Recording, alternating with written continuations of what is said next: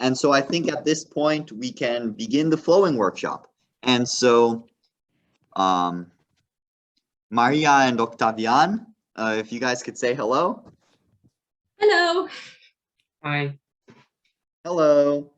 So this is Maria and Octavian. They have agreed to co-lead the workshop with me, and so we're going to be working together to present the idea of note-taking in debate to you. And our presentation is basically, there are going to be a couple parts of it. We're going to spend 15 minutes on just the dry, raw content of flowing, including a little bit of recap of the, just general things about debate for anyone that's new. That'll take a few minutes. We'll then spend the next third of our time doing flowing activities, and then we'll have a Q&A session where I'll answer questions.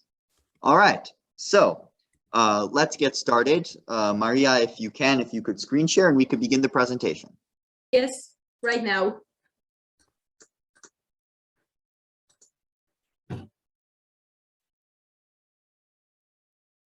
Hi everyone, and welcome to our workshop. I'm Maria, that's my colleague Octavian, and Teddy, of course. And today we will present you the workshop about flowing and taking notes.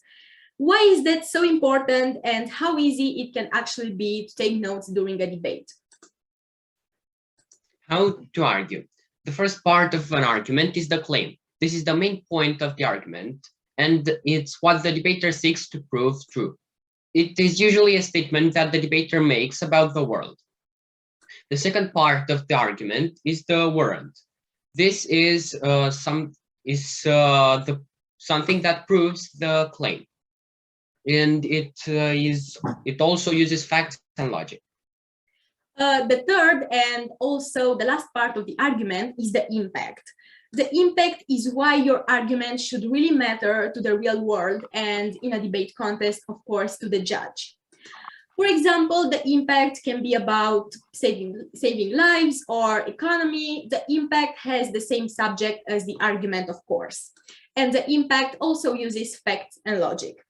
Don't forget that you can attack any part of an argument. You can attack the claim, the impact, or the warrant. You can attack the part you want to find out more about what your opponent thinks and also says. Now a quick recap. The argument is made out of the claim, the warrant, which is basically evidence and logic, and the impact. The claim is the title and the intro. Is the first part of the argument where you explain the problem. The warrant is made of facts and logic and is the middle part of the argument where you can also use cards. A card means an information.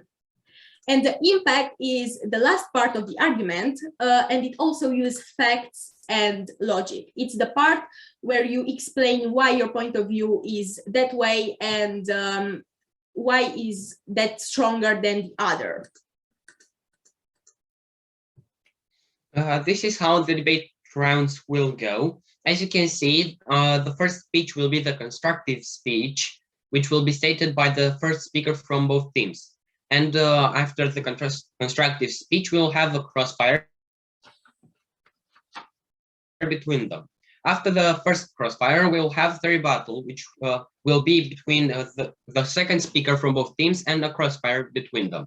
After the second crossfire, we will have the summary, which will be stated by the first speaker, and the grand crossfire, where all speakers can participate. And the last part will be the final focus, where the second speaker from both teams will recap what was said by their team, and it is usually the part where it says why they should win and why the judge should vote in their favor.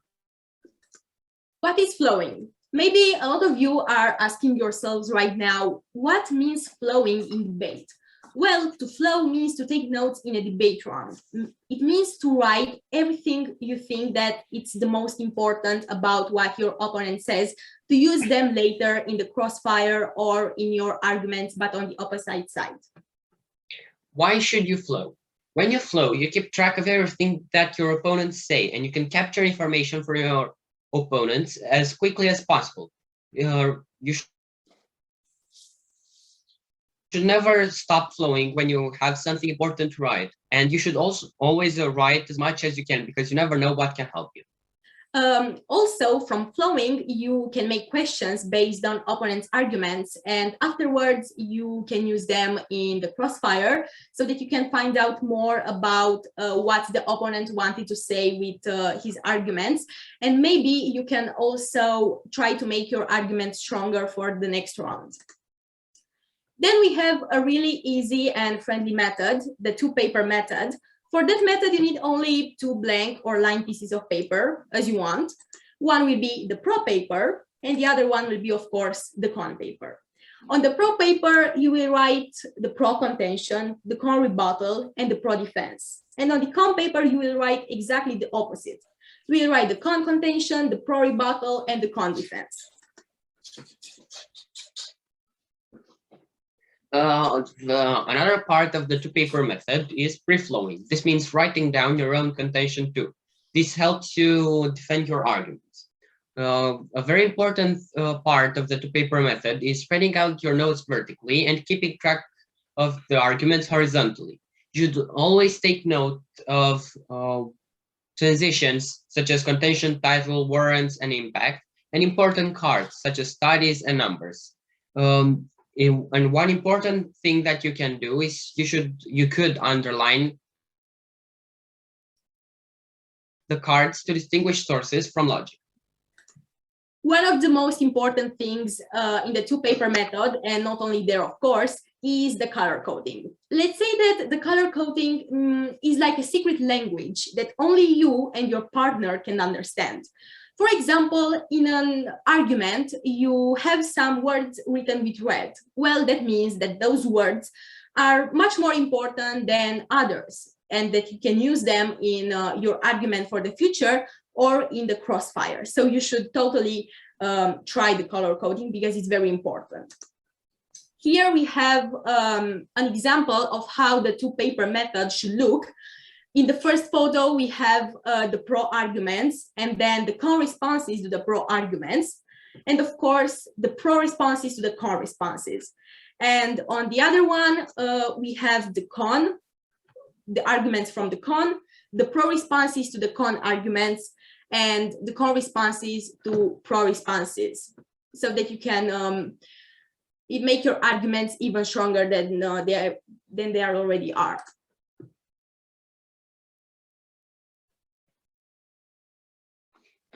In the next image, as you can see, it's what Maria stated before, but it is completed. As you can see, there are multiple color panels, which include the color coding, and they are separated into columns. So you can easily distinguish what is important from what is not so important, what was said by you and what was said by your opponent.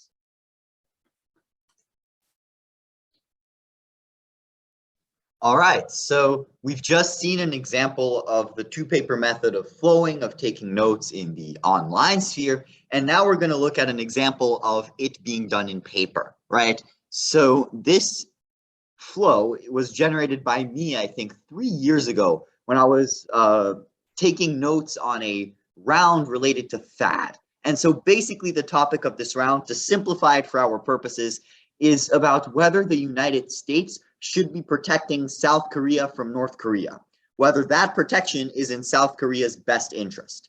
And the pro, as you can see here, this is everything blue is pro, everything black is con. You can see a pretty good example of using color coding.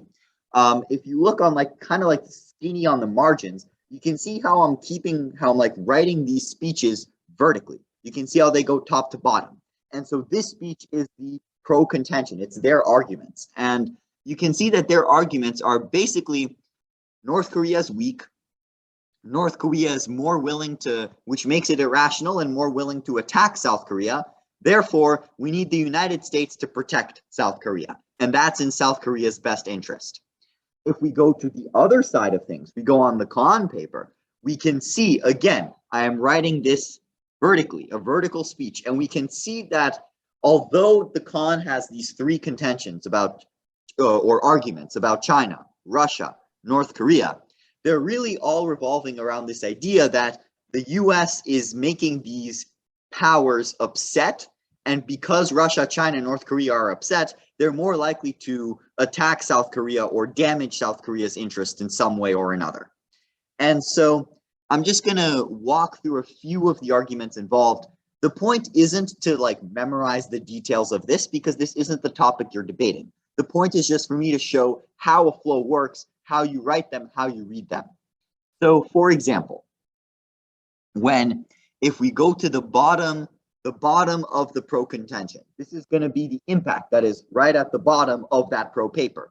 And it says, I lives. Bomb in Seoul kills 80K people, sparks war. And so what that's basically saying, the pro is alleging that if you don't have American protection, North Korea is going to bomb South Korea's capital city, kill 80,000 people. This is bad. Now, we can track this argument's evolution in the whole round by just looking horizontally. So at a glance, I can see what happened to it. And I can see Khan gives a response. Khan says that actually America is not protecting South Korea's capital. And this would probably have been said in the rebuttal speech. Then we can see Pro comes back and says, no, Khan. Actually, this American protection is protecting all of South Koreans. Khan comes back and says, no, it only protects half of South Koreans. And so you can see how I kind of have an arrow under 1/2 South Koreans. That means that the Khan extended it. The Khan continued to bring up, judge, they're only saving half of South Koreans throughout the round. And so just by a glance, I can see that this impact was hotly debated by both teams.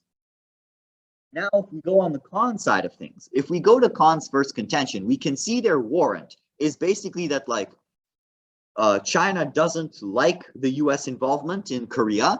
And because of that, it is putting economic sanctions, which are hurting South Korea's economy. So you can see in the black, that's what Khan is saying. If you just move over a little bit, right? If you move over just a little bit, you glance horizontally, you can immediately see what the pro said in response. That the pro is saying, well, actually, the sanctions were pre-THAAD. So in other words, these sanctions happened before America was really involved in protecting South Korea in this way. And that response was so good that Khan never responded to it. Khan said nothing. Khan abandoned that argument entirely, which means that now everything related to China is basically out of the debate. And that's something you can see with one look when you flow well. And that's one of the reasons why flowing is so important. And so one more thing I'd like you guys to note is how much shorthand I'm using. I'm not writing essays. I don't have time to write essays when I'm in debate. I have to get down, capture the important information as fast as possible. Look, for example, even here, where the arrow is. Like when I say trade, if we go on the pro paper, right at the top of it, the Khan's first response in black, we can see I say trade with China, like up 37%. And you can see how I use an up arrow instead of saying increases by, and that saves a lot of time. Or you can see how every time I'm writing these contentions, I'm saying one thing and I'm drawing an arrow to show causation to another factor. But even so, I made this flow specifically for educational purposes. I made this to show to other people 3 years ago when I was teaching debate. And so for that reason, I'm using a lot of, I'm not using as many abbreviations as I could. And I'm not using as many abbreviations as I could. So if we look, for example, I might say something like differences between tests and attacks. That isn't all necessary.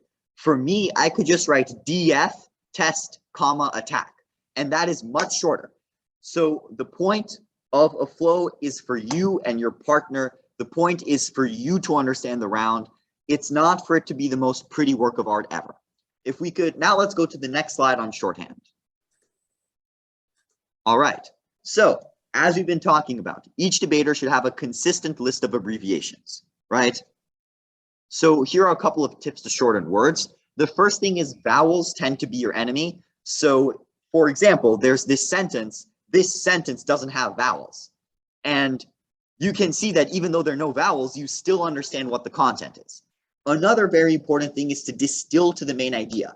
So in this sentence, the most important thing is that there are no vowels. So if I wanted to abbreviate this sentence doesn't have vowels, I could just write 0 vowel. I can even go further. I can take the first letter of a word and I can use that to make abbreviations. So I could say 0V instead of saying this sentence doesn't have vowels. All of a sudden, I've made it like 10 times faster. And that's really going to help you take notes. And once again, to reiterate, 2 people need to understand your flow. You and your partner. Okay, so let's make a shorthand. Now it's time, we're getting into the activities phase. And so first of all, the topic is, basically it's a topic of debating between military spending versus education spending. And so think about this topic. I'm going to give everyone a minute to think about this topic. And I would like people to think about words that are going to come up a lot.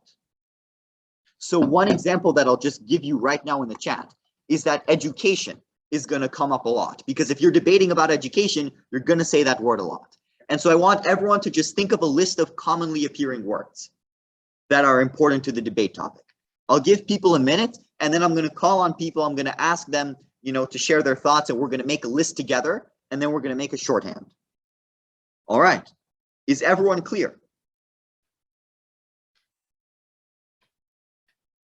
Okay. So I'll give you like a minute just to think about it.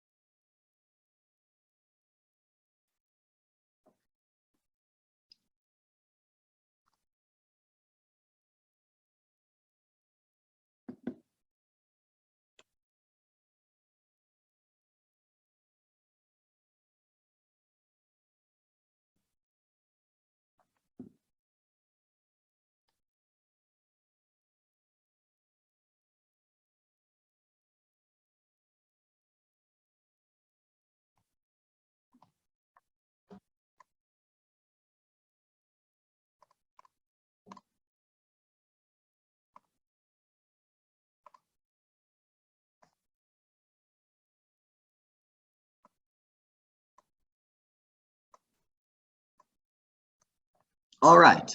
So does anyone have any ideas on words that could commonly appear? I thought I saw a hand from Maria Rus. Okay, Andada saying military. Yeah, that's going to show up a lot. Any other ideas? Karina. War. War.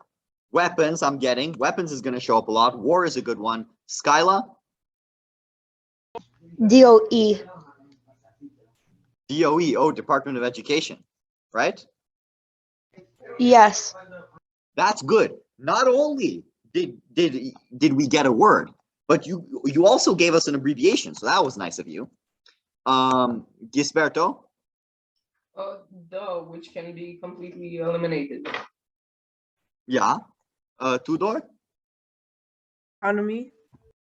Enemy? Economy, yes. Economy. Yeah. Couldn't hear for a moment. That's a good one. That's going to come up a lot. Any others? Kids or students. Students will come up. That's a good one. NATO. NATO will come up. Spending is going to come up a lot. Or like money is going to come up. Let me put all of these into one text message list. Military, weapons, war, Department of Education, students, economy, spending, NATO, money. I think Romania is going to come up a lot. The United States is going to come up a lot. Russia is probably going to come up a lot. Advantages is going to come up a lot, Ms. Spector is saying, and disadvantages. And then some regular debate terminology like impact, claim, warrant, government is going to come up. So we could make even more words, but these are just some of the words. I've just sent it in a text message to everyone. And so now what I want you to do, I'm going to give you guys, let's say 2 minutes for this, is to go through each of the words and to just think to make a shorthand. So abbreviate it and then decide, tell yourself that you're going to be consistent with that abbreviation. And I'll give you an example. Actually, we already have an example. Department of Education was abbreviated as DOE. So that's much shorter and easier to write. And so I'll give you guys 2 minutes and then let's hear abbreviations.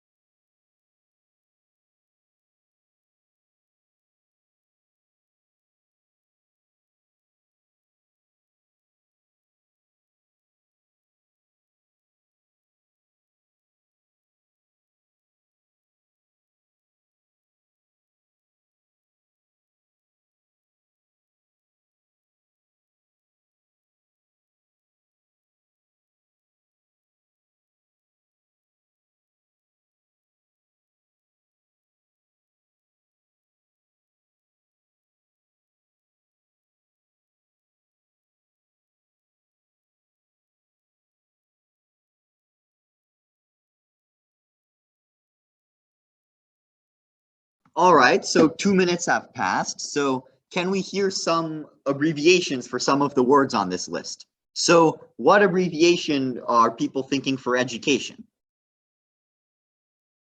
Edu from EDU. It'll be much easier. Bingo, bingo. That's a really good one. That's actually the one I use too. Any other ideas? Okay, what about for military?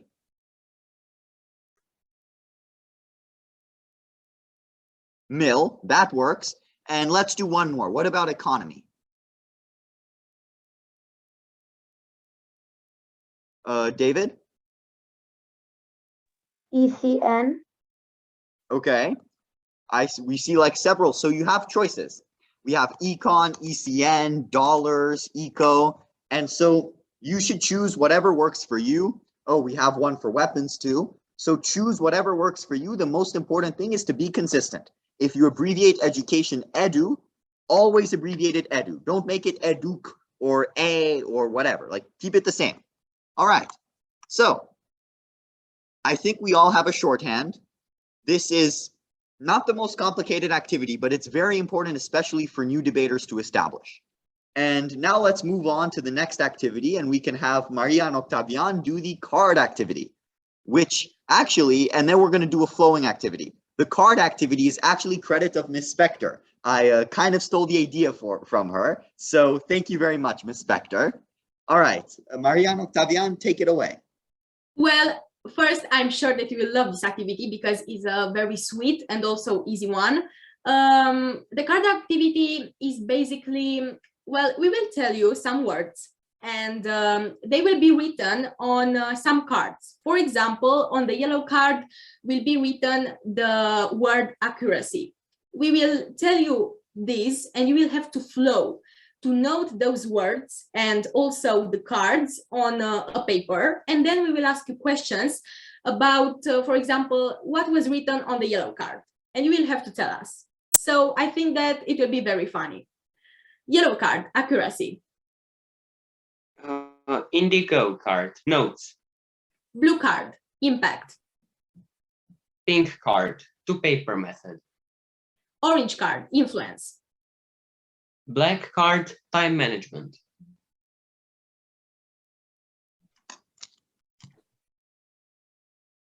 Now, hopefully everyone noted at least one of them. Let's see, who can tell us what was written on the pink card?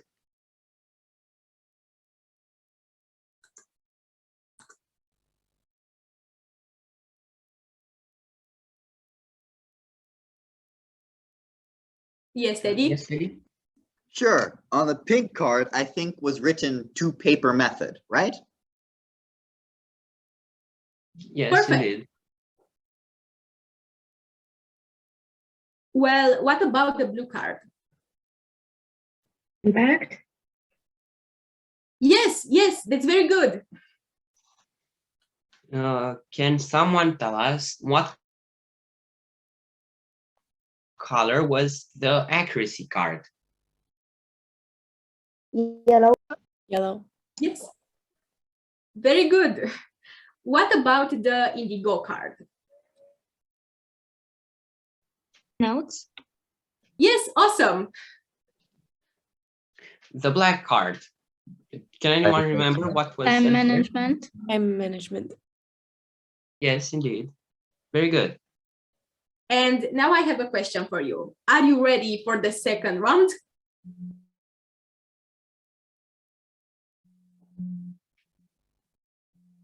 Yep. Perfect. I think that we can start. Green card, warrant. White card, flowing. Purple card, proof. Red card, claim. Brown card, usefulness. And gray card, shorthand.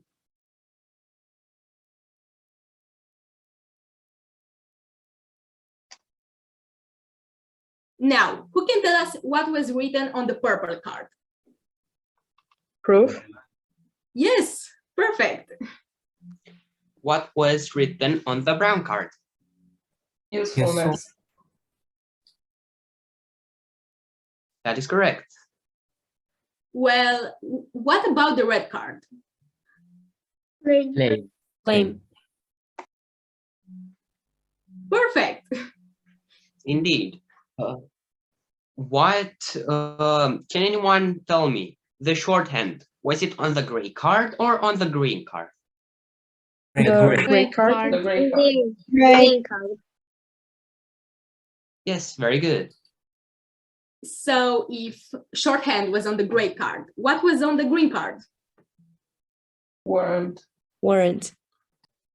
Awesome. And to end it off, can anyone remember what was on the white card?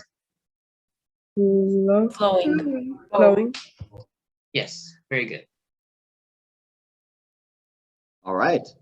Great work. I love the audience participation. You guys are really, focusing, applying yourselves. That's very, very good. Now we're going to do a bit of a different activity. So at a debate speed, I'm going to read to you a paragraph. You should take notes on it, flow it. Remember to do it skinny. If you have like piece of paper, Post-it or whatever, take it skinnily down the margins of a paper, right? Remember, we do it vertically. And I want you to practice flowing that paragraph. And then I'm going to ask you questions about it. And so some of the questions I'm going to ask are on the slide, but not all. So for pretty much all of the paragraphs, we're going to do this 3 times. I'm going to ask about the main idea of the paragraph. And if applicable, I'm going to ask whether it's pro or con. For the first paragraph, I will ask about collective security. For the second, I'll ask why people joined the North Atlantic Treaty. And in the third one, I'm going to ask what is the second way war is expensive. But I'm also going to ask other questions. So you have to be on the lookout, not just for these questions, but also for everything that could be important. Okay, we're going to start with some easier paragraphs, and then we're going to ramp it up. So I want everyone's participation, especially on the hard ones, adults, children, because it's going to be hard. You guys are going to have to work together.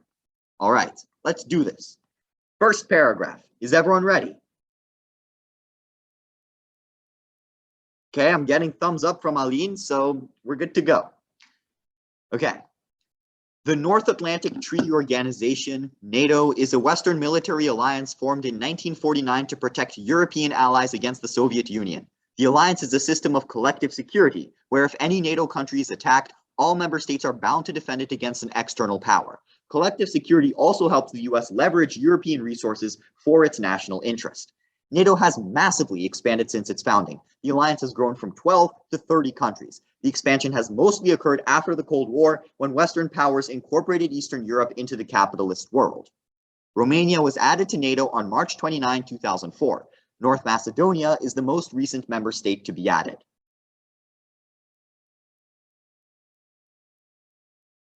Okay, question number 1. What are the main ideas, or what is the main idea of the paragraph? And if you can, try to summarize it in one sentence.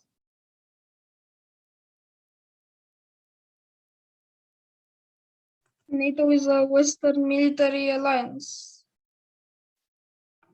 Okay, great. That's a great start. Does someone want to add on to what Vlad is saying? It was made in a collective security method. Sure. Yeah.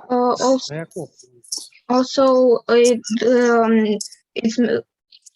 has general information about NATO. Yeah.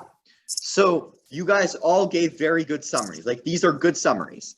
I would probably summarize it something like NATO is an alliance between the US and Western European countries that uses collective security and was made against the USSR.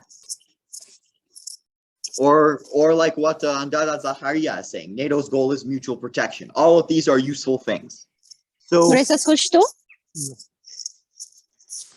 so now I'm gonna ask you guys, so what is this idea of collective security? What does collective security mean?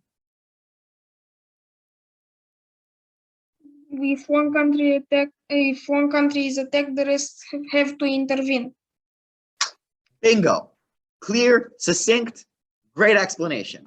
All right, next question. Can you repeat that question? Sorry, I don't know why it faded out. Yeah, sure. The question was, what is collective security? And Vlad gave us a really good answer, which is if one of the countries in NATO gets attacked, the other ones have to get together and defend it. So, next question. Now we're going to get a few specific details. So, does anyone know, when was Romania added to NATO? I do. March 29, 2004. 2004. Bingo! We have like 5 answers and they're all correct. Good work. Next up, what does NATO stand for? North American Treaty Organization. Yes. North American Treaty Organization. All right. So the purpose of this activity, first of all, you guys are learning a bit about NATO. Second of all, you're practicing taking notes, both getting specific evidence and the larger concepts. You guys have been doing really, really well. Let's go to the next level. So now this paragraph is going to be about the history of NATO, more so. Okay, is everyone ready? Yep. All right. In 1947 and 1948, a series of events showing the USSR's growing threat caused the nations of Western Europe to grow concerned about their physical and political security and prompted the United States to become more closely involved in European affairs. The ongoing attempted communist takeover of Greece, along with tensions in Turkey, caused US President Truman to promise economic and military aid to Greece, Turkey, and any other nation struggling against an attempt at communist subjugation. Western European countries took Truman up on the offer. Representatives of several Western European countries gathered together to forge a collective security alliance. In April 1949, the US, UK, France, Italy, Canada, Belgium, Denmark, Iceland, Luxembourg, the Netherlands, Norway, and Portugal signed the North Atlantic Treaty, founding NATO. Okay, so summarize the paragraph in one sentence. What are the main ideas here? How NATO came about. Exactly. How NATO Anyone want to add on to Ms. Spector? A good student. How NATO came about. It was in the 1947 and 48. 1948. A series of events showing the going, Yeah. Skylar, take your time. Go ahead.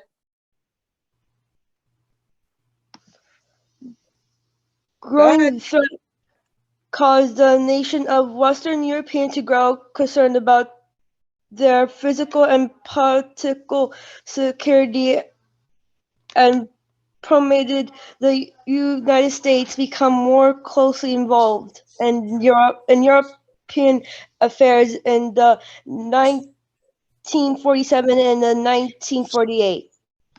Okay, Yeah, Skylar. exactly. So one of the main ideas is, good job, Skyla. So one of the main ideas is basically NATO was formed, or as Andada Zaharia was saying, as Ms. Spector was saying, as Skyla was saying, NATO was formed because these countries, Western Europe and America, were concerned about the communist takeover of European countries. Very eloquently stated, especially by Ms. Zaharia. Okay. So now we're going to ask a few more specific questions. Okay, why did Western European countries sign the North Atlantic Treaty? We kind of already answered this, so I guess we'll move on to the next question, which is, what did the North Atlantic Treaty do?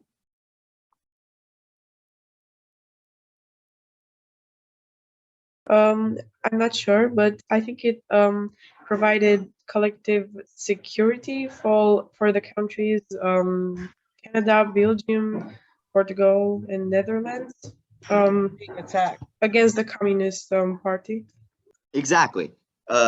North Atlantic Treaty made NATO, and it provided collective security against an attack by the communists for Western Europe and America. Bingo. Last question. Okay, this one is a bit of a curveball. It's not actually said in the paragraph, but I want to see if anyone knows. So, was Romania one of the initial signatories? And why or why not was it one of the first No. signers? Okay, No, Mihai says no. because we were under the influence of the Soviets back then in 1949. Bingo. So Mihai gave a good answer. Gisberto also gave a good answer. It joined later in 2004, and the reason was we And it Romanians was were also the Treaty of Varsovia we signed in 1956. It was similar to NATO, but exactly. We're on the Warsaw Pact. We were on the other side. We were under the communists, so we couldn't join an anti-communist alliance. All right, good historical knowledge. Now, and you know, the Americans here learned something about Romania. Now we're going to get into something that's a bit hard, and I want you guys to work together. I want professors, students, you know, all trying to take notes as best as you guys can. What I'm about to read to you is an argument, an idea of an argument that I wrote in 15 minutes. And so this is going to be hard, and it's going to be hard because, first of all, it's a rough draft, so it's not in its clearest form. And that's on purpose, because I want it to be harder to take notes. And second of all, because it's a full-fledged argument, it has a lot of moving pieces to it. Okay, is everyone ready? All right. War is incredibly expensive for 3 reasons. First, the IEP finds in 2019 that war destroys essential and difficult to replace infrastructure, like sewer systems and water infrastructure. Second, the IEP furthers that war causes a massive increase in deaths and refugees, knocking millions of civilians out of the workforce and lowering production. Third, Hettinger in 2019 finds that in war, countries prioritize spending on military equipment that will likely be destroyed over, regular economic investment. As such, Hettinger explains that over the 2 world wars, the UK's debt-to-economy ratio went up by 7 times, and the IEP quantifies that even smaller-scale modern wars can destroy up to 60% of the economy in countries like Syria and Afghanistan. Thus, war is a contest of economies. Countries with weak economies run out of money to fight the war and lose, even if they have better generals and soldiers. Interestingly, education is one of the most efficient drivers of economic growth because it improves the economy both immediately by employing teachers and in the long term, more educated citizens innovate, boosting productivity. Indeed, Garrett Peltier of Brown University in 2019 finds that dollar for dollar, education creates twice as many jobs as military spending. That's why Oglinzanu et al. Of Harvard University in 2019 finds that historically countries ramp up education spending when they feel war is likely to combat war. Okay, so this is a nucleus of an argument, and there is more that can be attached to this. The first question I'm going to ask, do you think that you can use this for pro or for con? And we'll say pro is military spending and con is education spending. Is this pro or is this con? I think it's rather con, since it says about the fact that education is more beneficial for a war than the actual military. Yeah. I think so as well. I think it's con war. Yeah. Any new voices? Any other ideas? Because I heard a couple of other people start to say something and then. No, it's con. It talks about how the education ramps up more than the military. Exactly. It's con. And so what are the main, what's like the main idea of this paragraph? Like try to, there are a lot of moving elements, but try to summarize it in a single sentence. Mihai. War destroys infrastructure and it isn't at all benefic for the economy. Close. War is a contest of economies. Also close. So that I definitely said that. That is part of what I said, but that's not quite the main idea of the paragraph. Military spending is less efficient than spending on education. Yes, and why? Why am I saying that's the case? Because education created 2 times jobs as military spending. Yeah, so you guys are all getting really, really close. It's clear that you understand what the paragraph is. Also, the less money the country has, the less chance of that country winning anyway. Yeah, Ms. Spector tied it in for all of us. So, in other words, basically, if you summarize it in one sentence, war is expensive. Like war is expensive, you need a lot of money to win a war, and education gives you that money. That's what it is at its core. And everyone was saying parts of that. You know, war is really destructive, you need to spend a lot of money. You need that money to win the war. Education helps generate the money because it produces so much jobs and is very efficient. All right. So now that we've decoded that, I'm going to ask a few specific questions. So what % of the Syrian economy did war destroy? 60%. Bingo. What did Oglinzanu et al. Of Harvard University discover? Like they had a study that I cited. What did they say? That in UK, the debt to something ratio was 7. That's not, that is something I said, but that is a different person. It's not the Harvard study. Oh. But good guess, good work. So. Oh, I think they studied dollar on a dollar. It was a certain study talking about how we can improve our economy, but I'm not sure. I didn't quite catch it. It was studied in 2019, if I'm not wrong. Yeah. So it was in 2019. Yes, Chelsea got it. When war is near, education spending goes up to make money to fight in the war. Chelsea got it. Oh, Chelsea. And everything everyone else was saying, what I think it was a Theodore, that like dollar for dollar education creates like twice the jobs.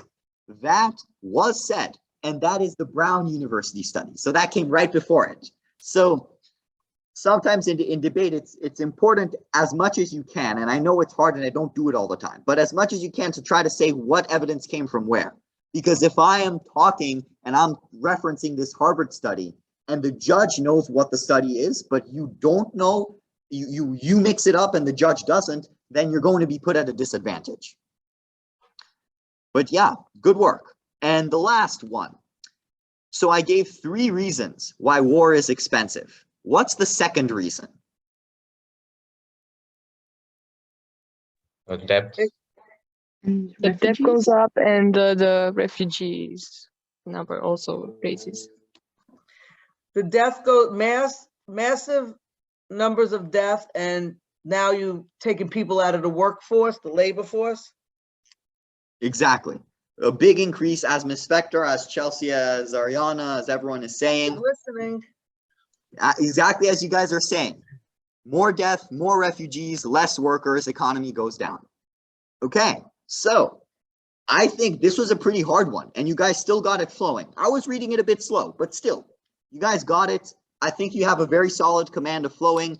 I think at this point, I'm going to invite Maria and Octavian to recap all of this for us.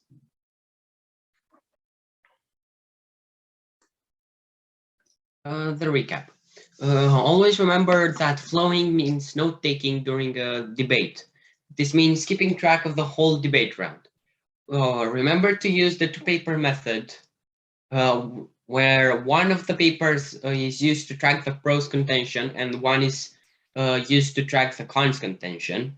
Remember to spread out the notes vertically and keep track of the arguments horizontally, as Teddy said. Write down the most important things, such as transitions, content styles, warrants, impacts, and important cards, studies, and numbers. Always remember to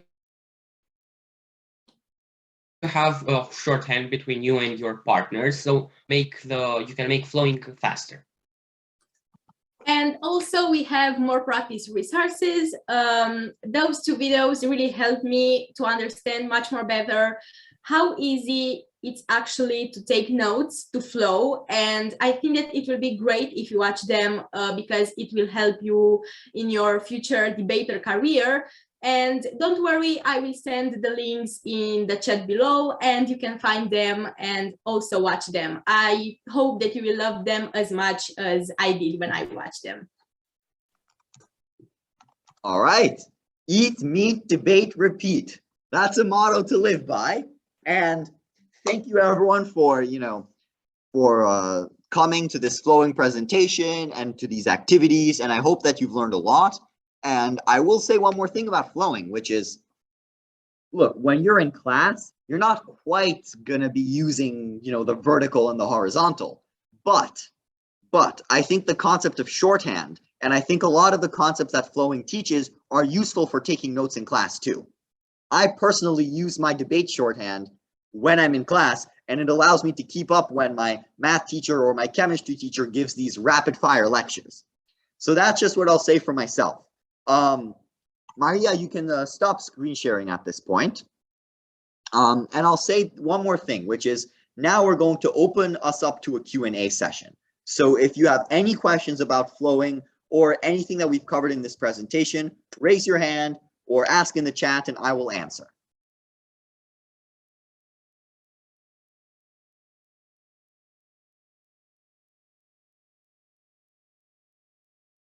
Wow, no questions. So is everything clear?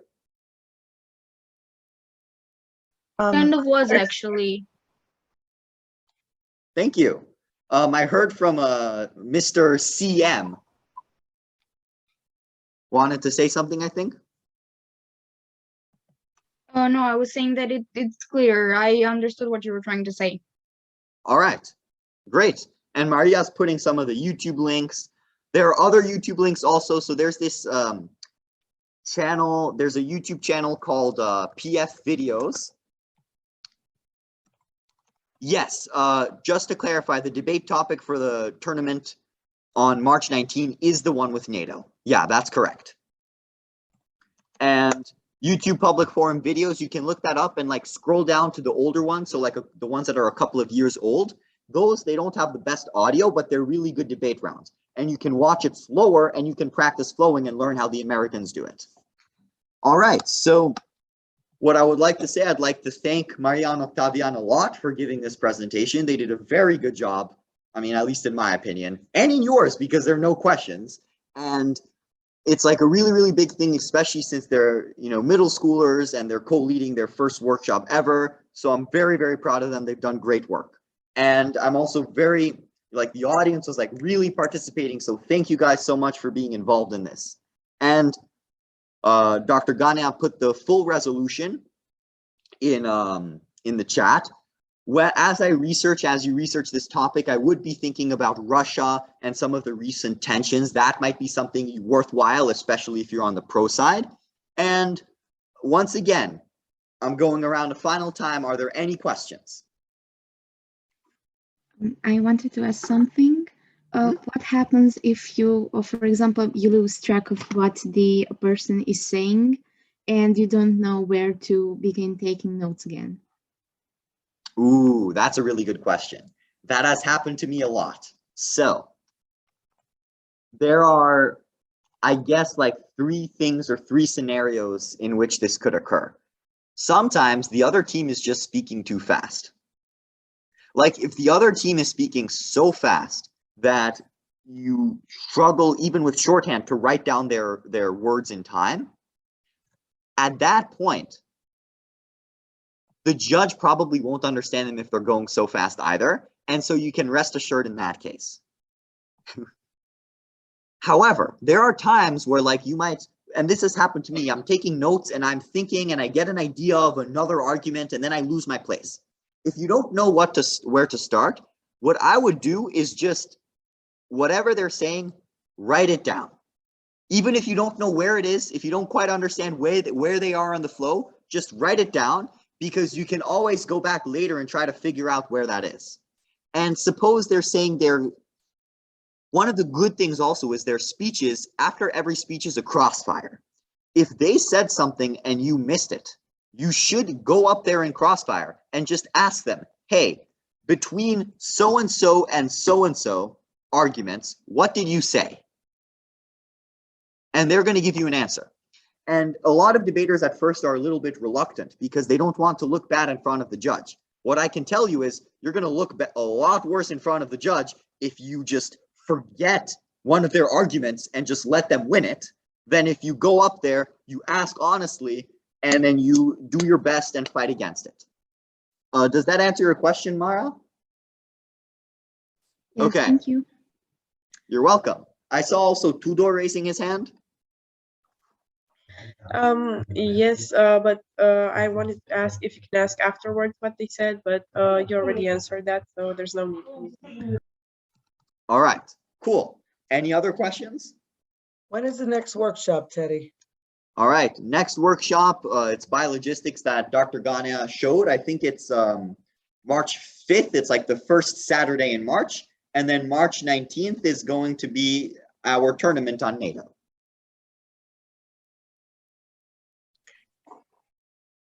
All right. So with that said, thank you everyone from Romania and from America for coming. And I declare this workshop closed.